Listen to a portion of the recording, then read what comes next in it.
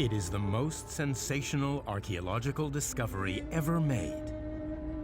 The first time anyone laid eyes on the incredible treasures of a pharaoh. The tomb of Tutankhamun, containing over a ton of gold and jewelry. For nearly a century, images of this amazing event were confined to ghostly black and white. But now, for the first time, with cutting-edge colorization, we can bring these scenes back to life and witness this event just as it was, in color. The characters in an extraordinary story of endeavor. The recovery of over 5,000 precious objects. And the lavish but tragic life of a pharaoh who died young.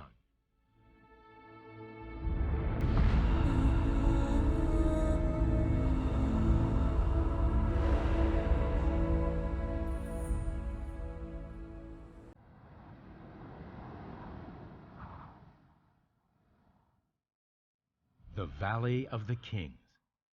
Over 3,000 years ago, this was the burial place of the pharaohs. When the valley is rediscovered in modern times, adventurers unearth dozens of magnificent tombs. But they are all empty of their royal treasures, stolen long ago. In the early 1900s, the Valley of the Kings is declared exhausted, with nothing more to find. But one man refuses to believe this. His name is Howard Carter.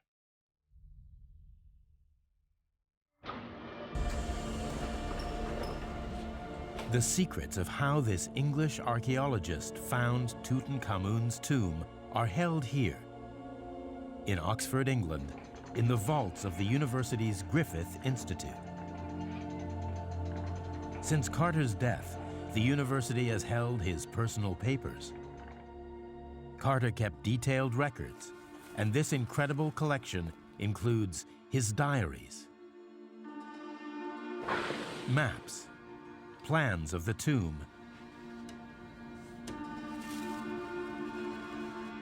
and hundreds of photographs.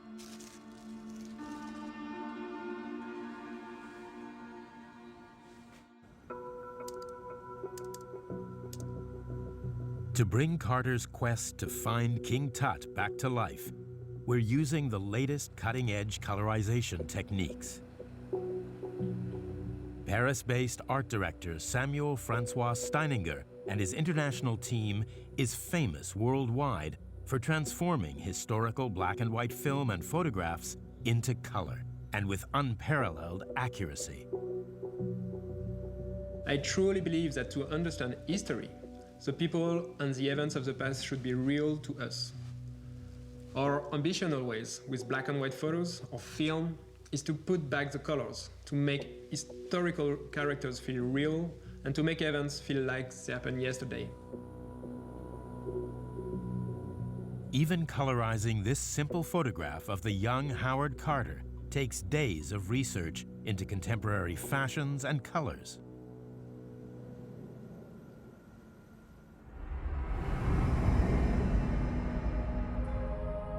It reveals Howard Carter as a teenager, relaxing before leaving on his first journey to Egypt.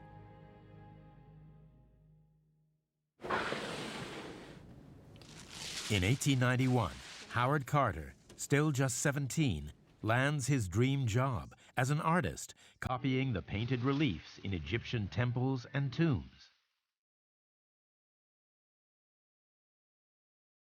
This is one of his early works. Carter copied this falcon, representing the god Horus, from a doorway in the mortuary temple of the female pharaoh Hatshepsut. It's certainly one of our favorites. It's just such a beautiful, amazing painting. You can see there's pinholes where he just basically pinned a piece of paper to a board and sat in front of the wall drew this freehand. As far as we know, it's pretty accurate. Just as Carter makes his way in Egypt in the late 19th century, a new medium is created: film.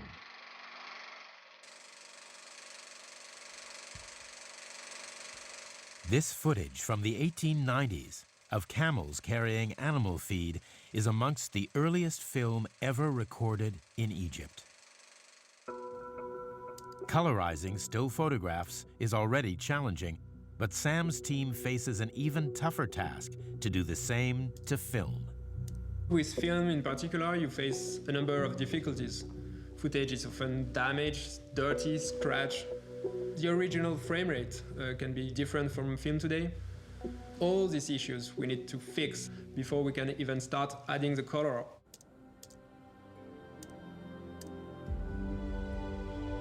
The original film is cleaned and converted into digital files. Then sharpened up, film grain and damage removed from each shot. The color of the clothes and buildings is researched. Then each object is carefully colored and the colors animated to follow the objects. The texture of the temple wall,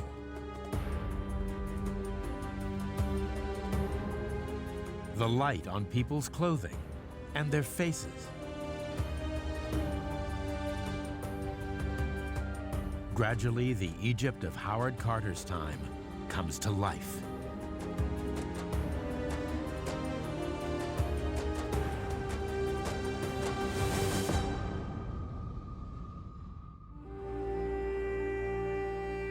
Carter is entranced with Egypt's ancient history and soon becomes an archaeologist. Within 10 years, he's one of the most successful archaeologists working in Egypt. Then, in 1909, Carter meets a man who will transform his life and sets him on course for the most famous archaeological discovery of all time.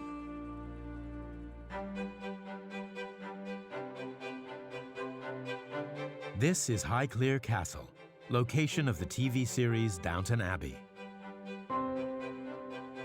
In the early 1900s, it is home to the 5th Earl of Carnarvon. Like Carter, Carnarvon is an Egypt obsessive. He is wealthy enough to pay for his own excavations. But he needs an expert who knows where to look and how to excavate. So he hires Howard Carter. He was not an easy man, Howard Carter, but he discovered in Lord Carnarvon a man who was equally passionate about Egyptian works of art, about the country, about the wildlife, the experience of being in Egypt. So they found they had a lot in common, and they were both very dedicated. They both dream of finding something which had never been seen before: an intact tomb of a pharaoh. And Carter knows exactly where he wants to look: the Valley of the Kings. By 1912, the valley is declared exhausted. But Carter has good reason for thinking otherwise. From his research into lists of the Egyptian kings, recorded, for example, on temple walls, Carter knows that not all of the pharaoh's tombs have been found. One of the missing tombs is Tutankhamun's. One of the things that Carter was conscious of is that nobody had ever done anything systematically. All the digging had been here, there, back over there. And the case he put to Carnarvon was that the project he wanted to do was to clear everything down to bedrock. Everything which had not been cleared down to bedrock would be, so that at the end of everything, if they didn't find anything, they knew there was nothing to be found. There is something else that gives Carter confidence. Objects known to be used in a royal burial are unearthed in the valley. Some bear the name of Tutankhamun. Carter is convinced that his tomb does lie somewhere in the valley.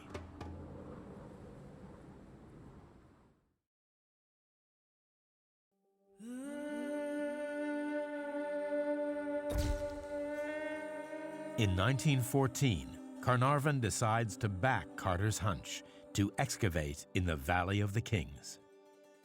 The time was extremely bad because just the moment they got permission to work in the valley, the First World War started.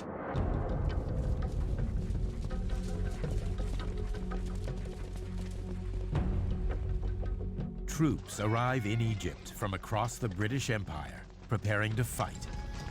Most archaeology in the country is suspended. It's another 3 years before, at last, Carter and Carnarvon can begin the search for Tutankhamun. Carter decides that in order to have any chance of finding the tomb that everyone else has missed, they'll need a rigorous approach. So this is Carter's map of the Valley of the Kings that he drew in 1917.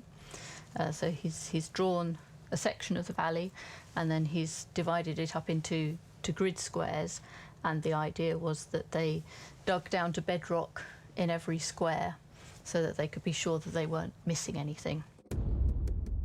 Each sector is around 100 feet wide. Carter's plan is to remove all the stones and debris, one section at a time. It is a massive task. But by 1917, a large and experienced Egyptian workforce is available. Each one of them knows exactly what they are meant to do. There are some who would sieve, some who would take the sand in the baskets, move away, others who would move the rocks away. We would usually see the boys taking the sand away, and it's usually the men digging.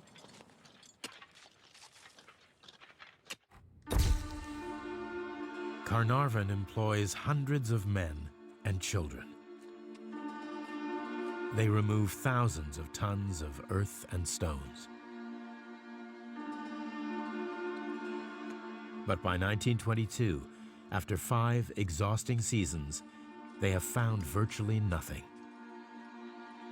And following a devastating war, even Lord Carnarvon's finances are tight. Income tax in England in 1914 was 6%, in 1918 it was 60%. There was no revenues really from agriculture.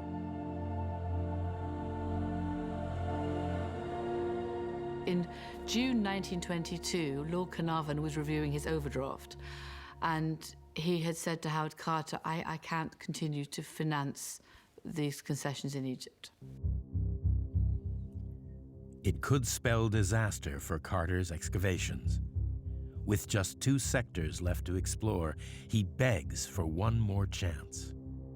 I wonder what Howard Carter said to Lord Carnarvon. I mean, I think he really did love Egypt. He loved spending the winters out there. And I think it was probably quite easy to persuade him to have one more final season. Carter begins his final season of searching on November 1st, 1922. Clearing the last 2 sectors of the grid will be a delicate job. His team must dig around a popular tourist attraction, the tomb of Ramses VI.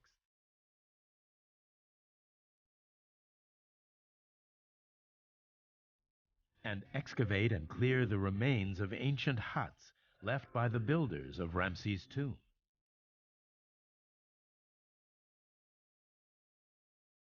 But after just a few days, one of Carter's team makes an amazing discovery. The story goes that it is a young boy called Hussein Abdul Rasul. His job is to supply the team with water, carried in round-bottomed clay pots. He digs a hole in which to stand his water pot, but hits a hard, flat surface. Hussein reports his discovery immediately.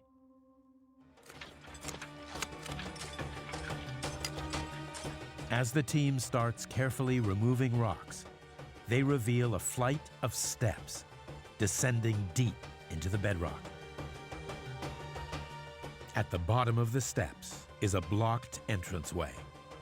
Carter is convinced he's finally found what he's been looking for.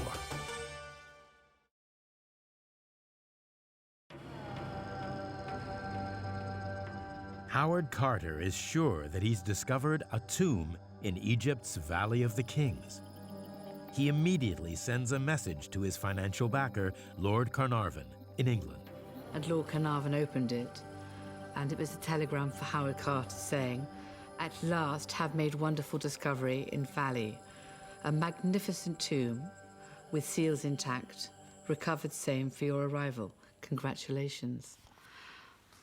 I mean, I'm not sure he knew exactly what it would lead to, and they'd had so many false starts. Carnarvon arrives with his daughter, Lady Evelyn, to see what Carter has found.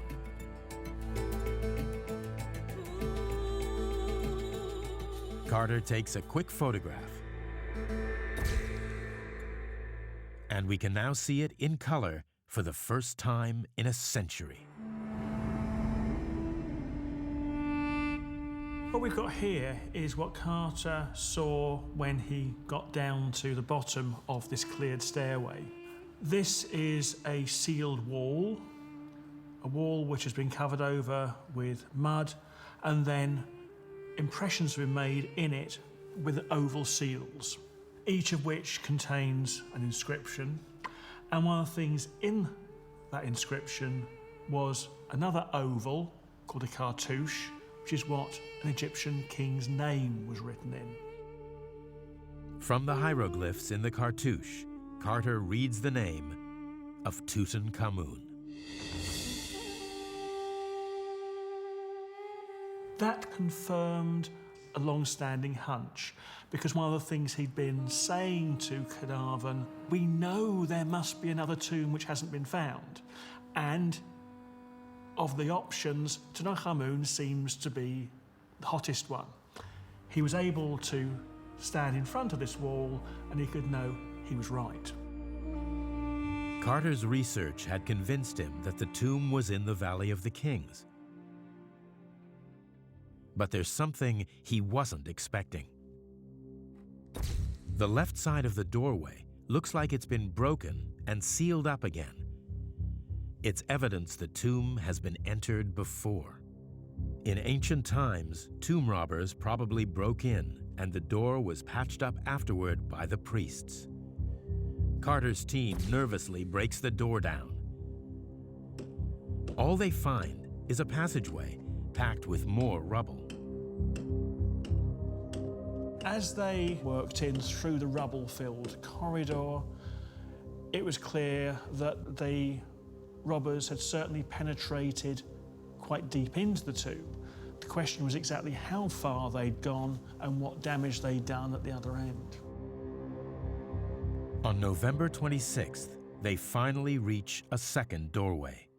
Carter takes an iron rod and makes a small hole.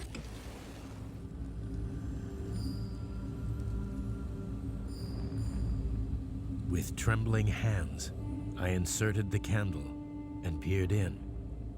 At first, I could see nothing, the hot air escaping from the chamber causing the candle to flicker. Presently, details of the room emerged slowly from the mist. Strange animals, statues, and gold. Everywhere, the glint of gold. I was struck dumb with amazement. And when Lord Carnarvon inquired anxiously, "Can you see anything?" it was all I could do to get out the words, "Yes, it is wonderful."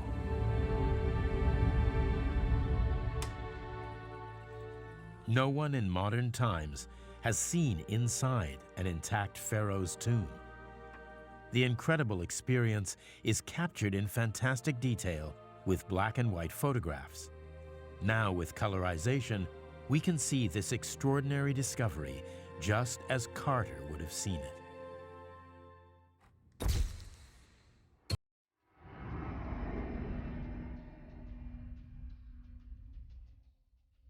On the left are 4 dismantled chariots. The most beautiful is covered in gold and inlaid with brightly colored glass and stone. It was likely driven by the king in formal processions.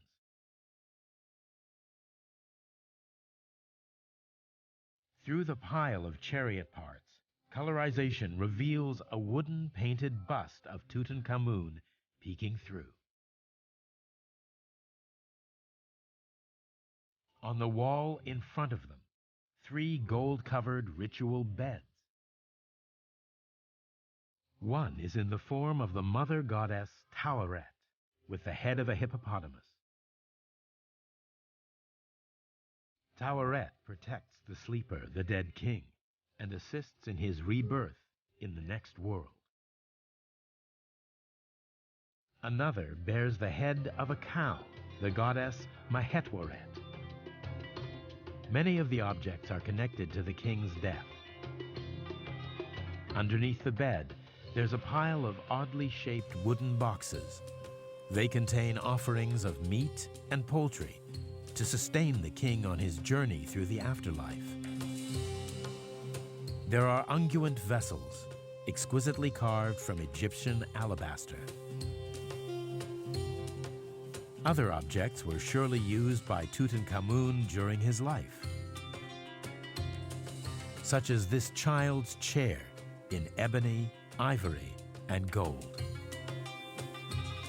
To the right, a pair of life-size wooden statues, likenesses of Tutankhamun with golden headdresses. The black color of their skin is a symbol of fertility after the black soil of the Nile. At their feet, an intricately painted chest depicts battle scenes, and Tutankhamun in the form of a sphinx, trampling his enemies underfoot. Everywhere there are signs of the robbery: a knocked-over chair, damage to the chariots. Luckily for Carter, though, with the room still packed with treasures, it seems the thieves were disturbed before they had a chance to finish their heist. It was extraordinary, all of them to look through and see what they saw, these extraordinary, strange animals, the gold glinting everywhere, and the sense that somebody had last stepped inside there 3,000 years earlier. Suddenly finding something which you never dreamt would be possible to find must have just blown his mind. Carter now has to work out how to approach a massive and puzzling task. He'd found something really spectacular, but what was it? Because this isn't what you'd expect to find at this point in a royal tomb. You'd normally have expected a further corridor, more chambers and things. The objects here was designed for a tomb far, far larger. So initially he was wondering, is this some kind of dumping ground for objects? The find is already incredible. But if it's really a tomb, there should be a mummy somewhere. Close inspection of the wall behind the wooden statues reveals a discolored area made from mud plaster. It's stamped with more seals. It could be the entrance to the burial chamber of Tutankhamun.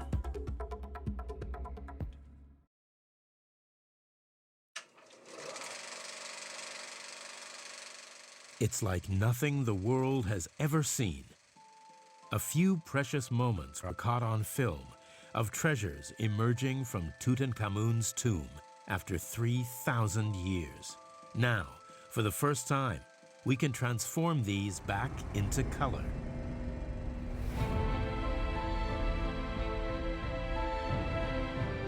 The child's chair, made of ebony inlaid with ivory and gold, appears under armed escort. Carter assembles a crack team to help him with conservation. Among them, archaeologist Arthur Mace and chemist Alfred Lucas, here stabilizing the surface of a golden chariot.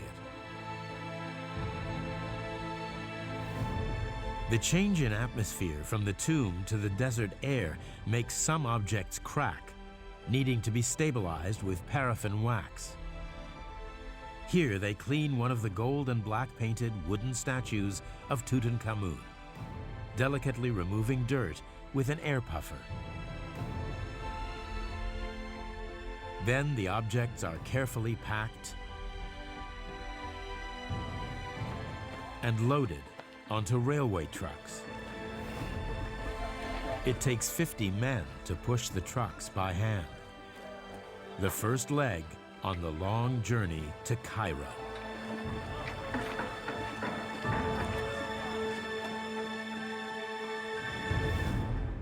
The journey would take nearly 2 days to arrive to the Egyptian Museum in Cairo. But what was interesting is how the journey of all the crates or the objects was followed by, I would say, a procession on the sides. Any of the Egyptians who would see like the barge in the Nile, there were ladies who were mourning the death of the king, as if he had a second funeral. Carter's amazing discovery goes global.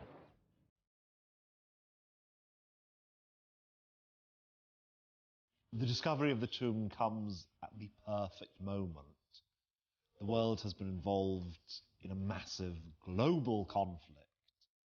And then, hot on the heels of that conflict, we have a global pandemic which kills more than 50 million people.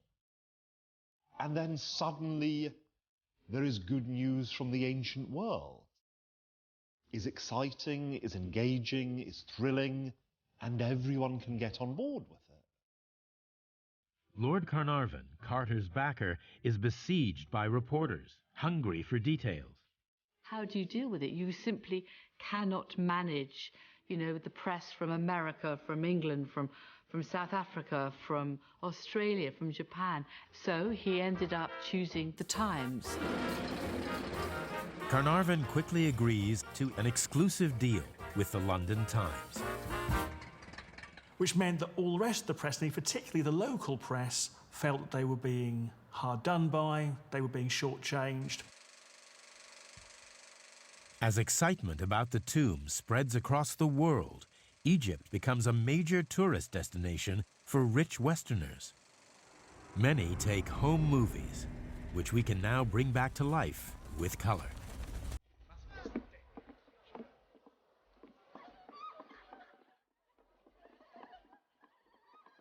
After a pleasant trip across the Mediterranean, they'd spend a few days in Cairo to take in the sights.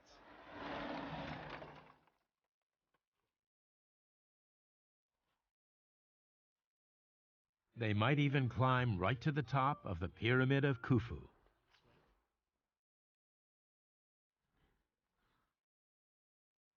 Then sail up the Nile to Luxor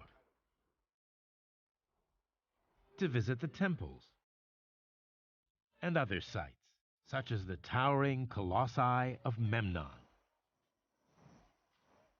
The climax is the bumpy ride to the Valley of the Kings. They join the crowds waiting around the newly discovered tomb of Tutankhamun. If they're lucky, they may see ancient treasures emerge from the tomb. Perhaps even catch a glimpse of Howard Carter himself.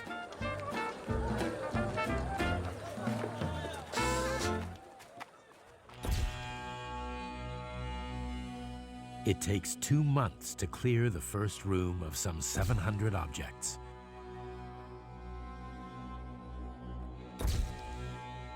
Now Carter can investigate what lies behind the sealed wall. On February 16, 1923, in front of assembled dignitaries, Howard Carter and Lord Carnarvon knock it down.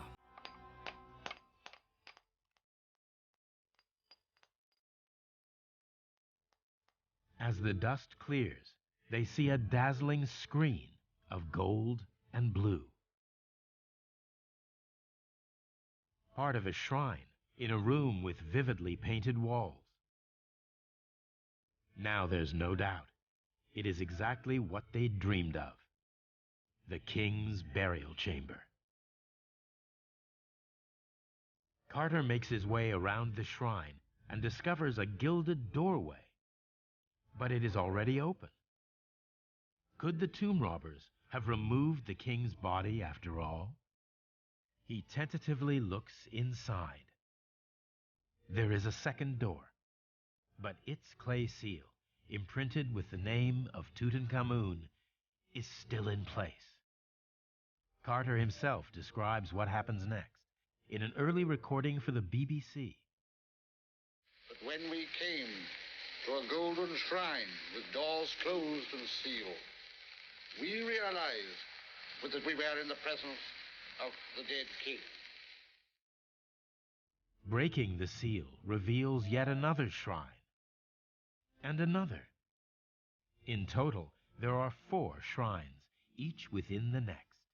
With intense excitement, I went forward and unbolted the inner door, and there, filling the entire area within, stood an immense yellow quartzite sarcophagus. And leading off the burial chamber, Carter discovers another room. Guarding it is the jackal deity, Anubis, a god of mummification and the afterlife. Amongst the treasures that Anubis guards are boats for transport in the afterlife, and a row of beautifully decorated boxes. Inside one, they discover an exquisite bejeweled pendant necklace. To thank him for helping find the tomb, Carter allows one of his Egyptian team to try it on. So we've got here Hussein Abd Rasul, the famous water boy of the discovery of King Tutankhamun tomb, wearing the pectoral pendant of the king himself. The pendant is quite heavy. This can explain the way his face looks a bit strained and he looks a bit tense, so maybe because of the heavy weight of the pendant. And we can now see that moment in color for the first time in a century. Revealing scarab beetles made of blue lapis lazuli, adorned by solar discs in gold and deep red carnelian.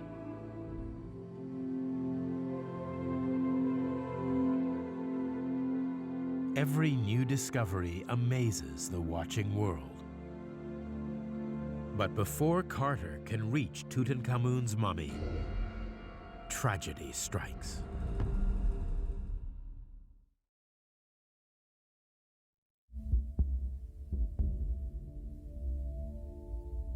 In April 1923, less than 2 months after the triumph of breaking into the burial chamber of Tutankhamun, Lord Carnarvon dies suddenly.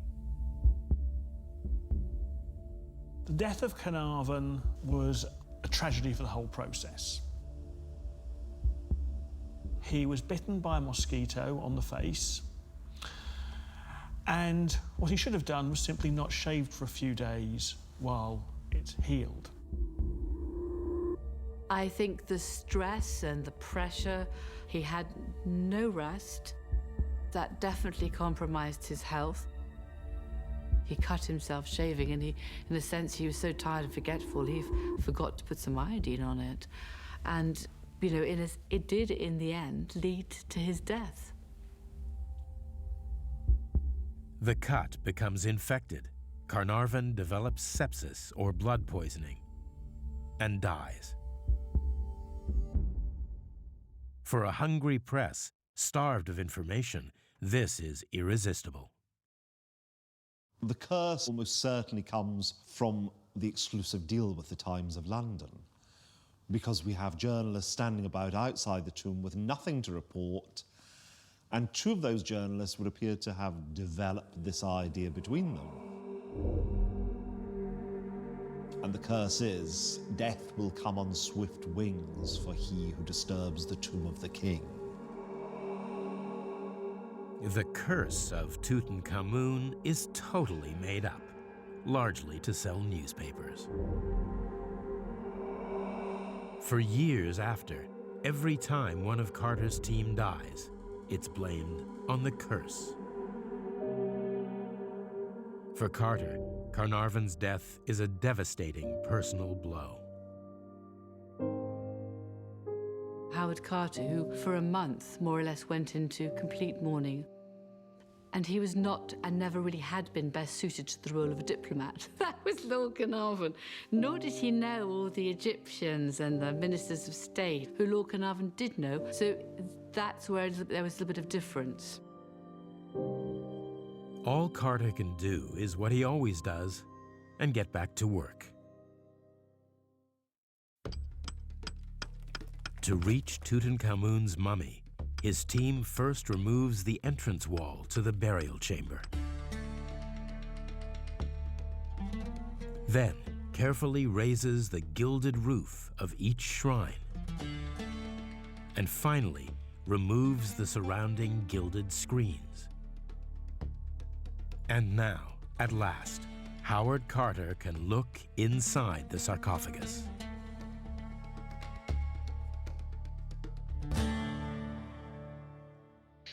None of us but felt the solemnity of the occasion. In a dead silence, the huge lid, weighing over 1.25 tons, was raised from its bed.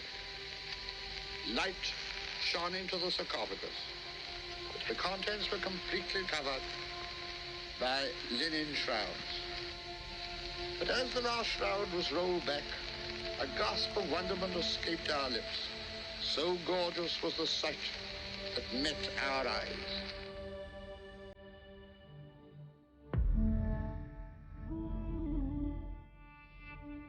A golden effigy of the young king of magnificent workmanship filled the whole of the interior. Laid on that golden outer lid was a tiny wreath of flowers, as it pleased us to think the last farewell offering of the widowed girl queen to her husband. Among all that regal splendor, there was nothing so beautiful as those few withered flowers.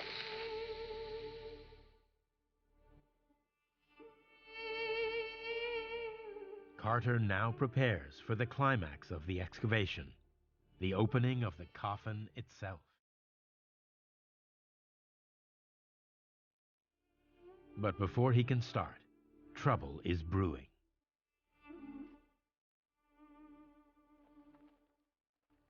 Ever since it was discovered, the tomb has attracted powerful elites from across the world. They want to see Carter's amazing discovery for themselves. In 1924, Egypt has a nationalist government. For its leaders, Tutankhamun is becoming an important symbol of independent Egyptian power. So we got here one of the official visits to the site of the discovery, Tutankhamun. It also takes the shape of a massive Egyptian party. You would see like the tent that is built in it. This is a very Egyptian way. You would have it either for a funeral or for a wedding. The famously moody Carter finds these constant visits and interference unbearable.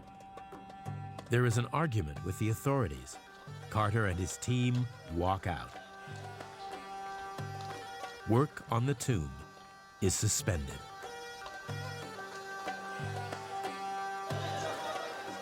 It takes a year of diplomacy before Carter and his team are eventually invited back to finish their work.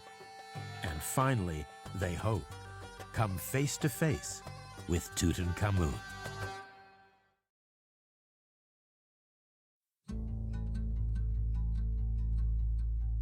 At last, in October 1925, after 3 years of excavating Tutankhamun's tomb, Howard Carter and his team begin to open the king's coffin.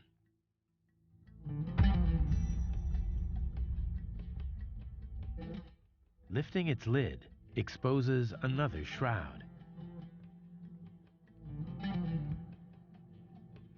When Carter carefully peels that back, he discovers a second gilt coffin, even more magnificent. It has to be hoisted out of the first, revealing decorations of iridescent blue, green, and red glass inlay.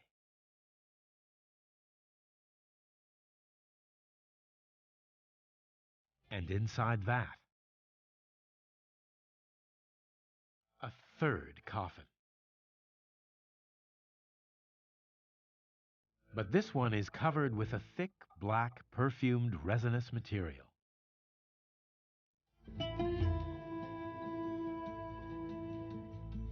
With hammering, chemical solvents, and heat, Carter's team gradually cleans it.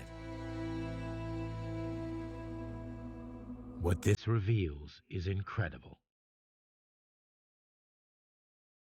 While the two outer coffins were crafted from wood and covered in gold, this one is made of solid gold. Winged goddesses protect the king, who holds the crook and flail, symbols of royal power.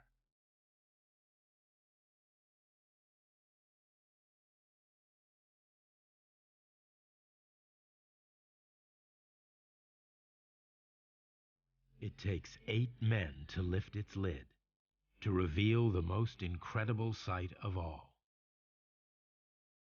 Tutankhamun's mummy is covered in jewels and crowned with an exquisite mask of solid gold, glass, and precious stones.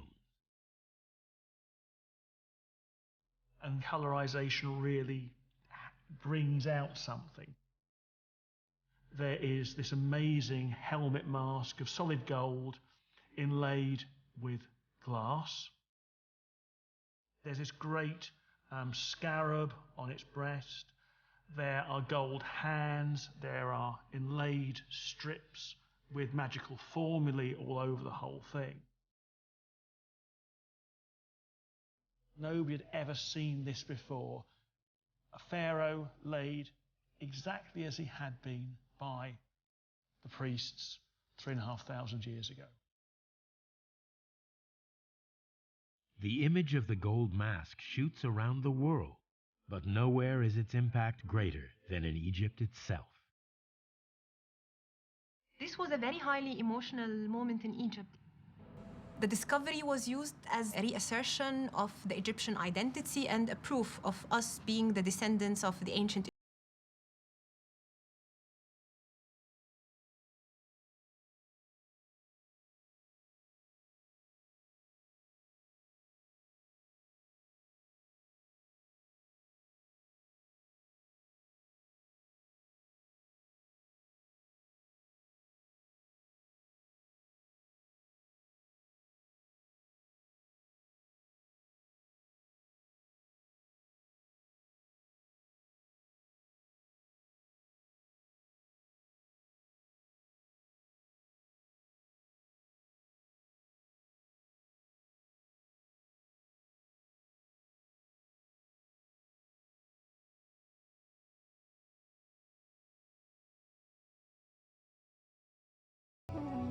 It was quickly assembled for the untimely death of a young man.